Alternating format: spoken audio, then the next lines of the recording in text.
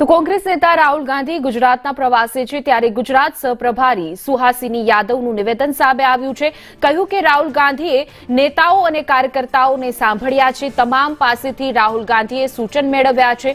રાહુલ ગાંધીએ આપેલા ચેલેન્જને પૂરા કરીશું। મીટિંગમાં કોંગ્રેસની સ્ટ્રેટેજી બનાવાઈ છે। 2027ની ચૂંટણીમાં જમીની સ્તરે કામ કરાશે। શું કહ્યું આવો સાંભળીએ। ગુજરાતની 2 દિવસની મુલાકાતે છે ને આજે તેમનો અંતિમ દિવસ છે। 2 દિવસ દરમિયાન તેમણે નેતાઓ કાર્યકર્તાઓને સાંભળ્યા છે। આપણી સાથે વાત કરવા માટે सुहासिनी यादव છે કે જે ગુજરાતના સહપ્રભારી છે।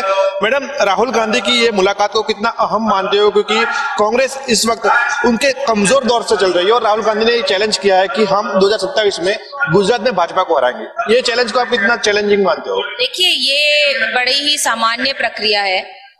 एक नेता अपने जनता से जुड़ने के लिए रणनीति बनाने आए हैं, अपने कार्यकर्ताओं से मिल रहे हैं, अपने पार्टी लीडर से फीडबैक ले रहे हैं और आने वाले समय में, क्योंकि 2027 में गुजरात में विधानसभा चुनाव है, तो उसी रणनीति के तहत यहाँ पर उतरा जाएगा और उसी के मद्देनजर ये संवाद यहाँ पर किया जा रहा है। કાર્યકર્તાઓ નેતાઓને સાંભળ્યા છે, તેમની પાસેથી ફીડબેક લીધા છે અને 2027 વિધાનસભાની ચૂંટણીમાં કોંગ્રેસનો કાર્યકર્તા જમીન ઉપર ઉતરીને લડશે। कैमरा पर्सन कुंतल मेहता साथे प्रतीक जाधव, संदेश न्यूज, अमदावाद।